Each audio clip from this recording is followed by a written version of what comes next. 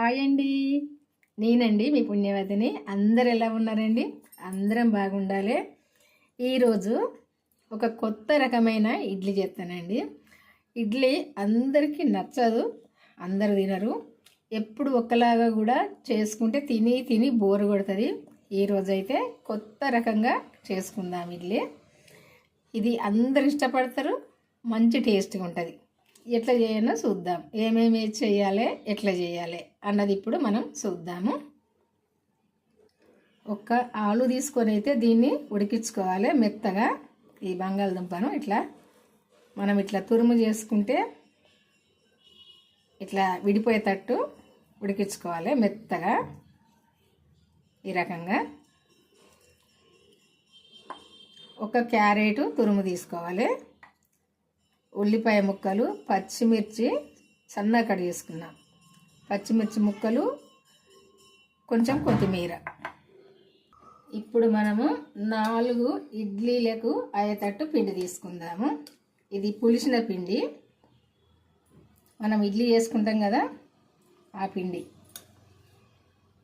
నేను 4 ఇడ్లీలే చేస్తా, ఒక్క ఇడ్లీ పాత్ర మందమే, అందుకే 4 ఇడ్లీలకైతే తీసుకుంటున్న పిండి సరిపోద్ది. ఇది ఇందులో కొంచెము కొత్తిమీర వేసి కలుపుకుందాము.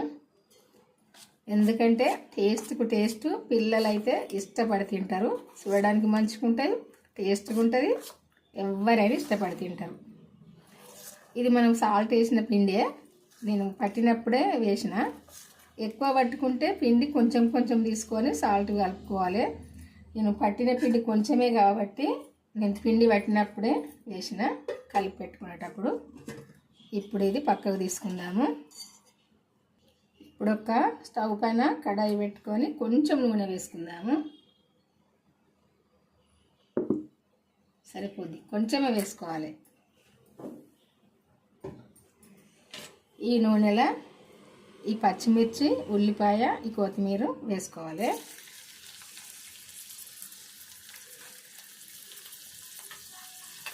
కొంచెం ఇదంతా కూడా వేగాలి.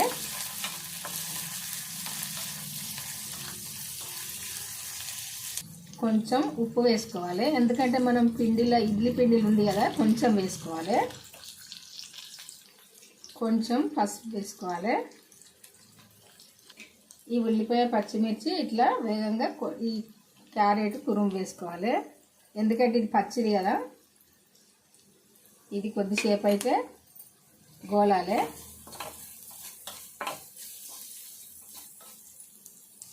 ఇట్లా అంతా దగ్గరికి వచ్చినాక ఈ మిర్చి పౌడర్ వేసుకోవాలి. ఇది లేకుంటే కారమైనా వేసుకోవచ్చు, మీ ఇష్టము. ఎండు కారం ఉంటుంది కదా, అది కూడా వేసుకోవచ్చు. కాకుంటే ఇది నేను ఇట్లా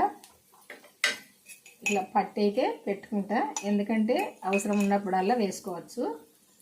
కొంచెం బరకగా పట్టుకుంటే అయిపోద్దు. ఉప్పు వేసి మిర్చిని మనం ఇంట్లో తయారు చేసుకోవచ్చు. ఇదంతా ఇట్లా దగ్గరికి వచ్చినాక ఈ మనం ఆలు తురుము ఉంది కదా, ఇది ఇందులో వేసుకోవాలి. ఇప్పుడు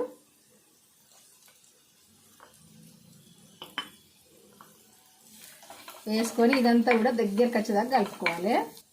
ఇది మనం ఉడికించుకున్నదే కాబట్టి ఈ ఆలు తురుము తర్వాత లాస్ట్కి వేసుకోవాలి. ఈ క్యారెట్ తురుము, ఈ పచ్చిమిర్చి, ఉల్లిపాయ అంతా మంచిగా గోలినాక ఇది వేసుకోవాలి. కొద్దిసేపు ఇది మళ్ళీ మంచిగా ఫ్రై అయితే సరిపోద్ది. ఇట్లా ఫ్రై కావాలి. ఈ ఉప్పు, కారం ఇదంతా కూడా మంచిగా అంతా కలిసి ఇట్లా కలిసేటట్టు కలుపుకొని ఇప్పుడు ఇట్లా అయితే సరిపోద్ది. స్టవ్ ఆఫ్ వేసుకుందాము. ఇది కొద్దిగా చల్లగా కావాలి. ఇప్పుడు దీన్ని ఇట్లా 4 బాళ్ళలాగా చేసుకోవాలి. ఈ సైజులో నేను 4 ఇడ్లీలకు మాత్రమే తయారు చేసిన. ఇది చిన్న బంగాళదుంప, కొంచెం ఒక చిన్న క్యారెట్, కొంచెమే ఉల్లిపాయలు చూసారు కదా. ఇంకా ఇట్లా 4 అయితే తయారు చేసుకోవాలి ఈ సైజులనే. మరీ పెద్దగా చేసుకుంటే ఇడ్లీ పిండి పట్టదు ఇడ్లీ పాత్రల, అందుకే ఈ సైజు అయితే సరిపోద్ది. ఇప్పుడు ఇడ్లీ కుక్కరే కావాలని లేదు, ఇడ్లీ పాత్రకు ఏదైతే సరిపోద్దో అట్లాంటిది ఒకటి ఇట్లాంటి డిష్ తీసుకొని ఇడ్లీ పాత్ర అయితే దీనిపైన పెట్టుకోవాలి. ఇట్లా ఇందులో వాటర్ పోసుకొని ఇలా పెట్టుకోవాలి.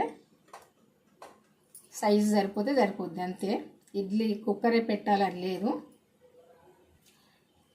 ఇప్పుడు ఇలా నూనె వేసుకోవాలి. కంపల్సరీ అయితే నూనె వేసి చేసుకోవాలి ఇడ్లీ. అప్పుడే టేస్ట్గా ఉంటాయి, వస్తాయి, లేకుంటే రావు. ఇట్లా నూనె వేసుకొని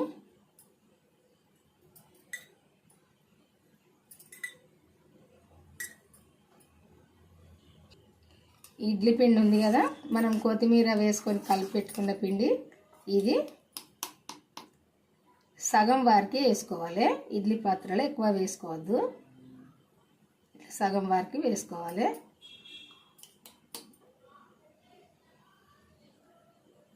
అన్నీ కూడా ఇట్లా సగం వారికి వేసుకోవాలి.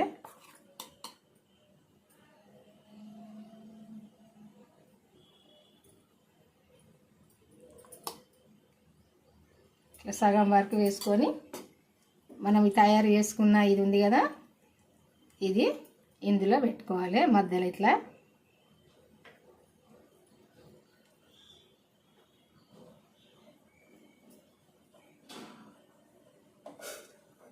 అన్నిట్లా కూడా ఇట్లా పెట్టుకోవాలి. మధ్యలో ఇట్లా పెట్టినాక పైనుండి మళ్ళా కొంచెం పిండి వేసుకోవాలి. ఇట్లా అంత నిండుగా అన్నిటికి కూడా ఇట్లా నిండుగా పిండి వేసుకోవాలి.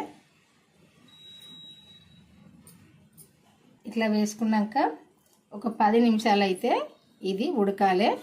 కొంచెం స్టవ్ సిమ్లో పెట్టుకొని 10 నిమిషాలు ఉడకనియాలి. 10 నిమిషాలు అయితే అయింది. ఇడ్లీ ఉడికినవి చూద్దాము. ఇదిగో ఇట్లనైతే ఉడుకుతాయి. మనం ఇట్లా ఏళ్ళు పెట్టి చూస్తే చేతికి అంటకుంటే, ఏళ్ళకు అంటకుంటే అయిపోద్ది, ఉడికినట్టే. చూసారు కదా, ఇవైతే ఇప్పుడు ఉడికినాయి. కొంచెం చల్లగా అయినాక తీద్దాము. ఇప్పుడు ఈ కొత్త వెరైటీ ఇడ్లీ తీసి చూద్దాము. కొంచెం చల్లగా అయితే, మామూలుగా మనం చేసుకునే ఇడ్లీ కూడా కొంచెం చల్లగా అయితేనే మంచిగా వస్తాయి. వేడి తీస్తే ఎట్లా ఈ ఇడ్లీ పాత్రకు అతుక్కపోతాయి. ఇప్పుడు ఇవి కొంచెం గోరు వెచ్చగా ఉన్నాయి కదా, ఎక్కువ వేడి లేవు. తీద్దాము. ఇప్పుడైతే తీసి చూద్దాము.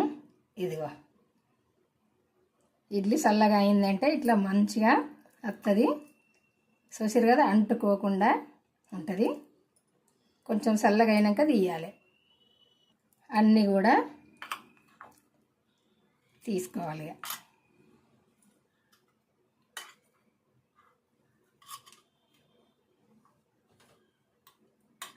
చూసారు కదా, ఇట్లా మంచిగా వస్తాయి, అతుక్కోకుండా మంచిగా వస్తాయి.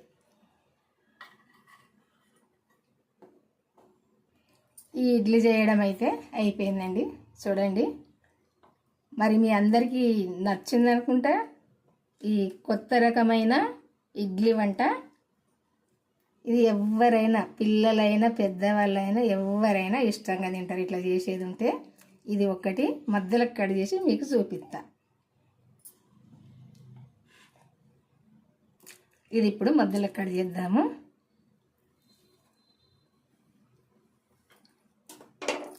ఇదిగో ఇట్లా ఉంటుంది.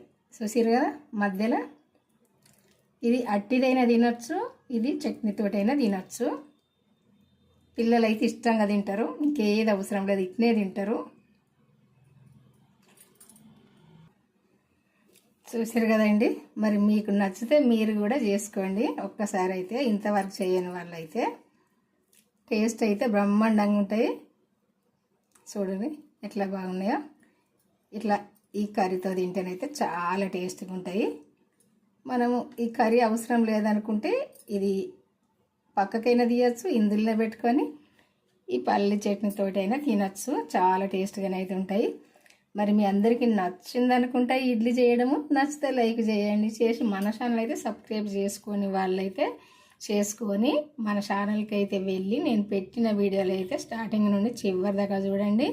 మీకు తెలిసిన వాళ్ళకి షేర్ చేయండి, వాళ్ళు కూడా చేసుకుంటారు, మీరు కూడా చేసుకోండి. బాయ్ అండి, మరి ఉంటా. ఈరోజైతే ఈ వంట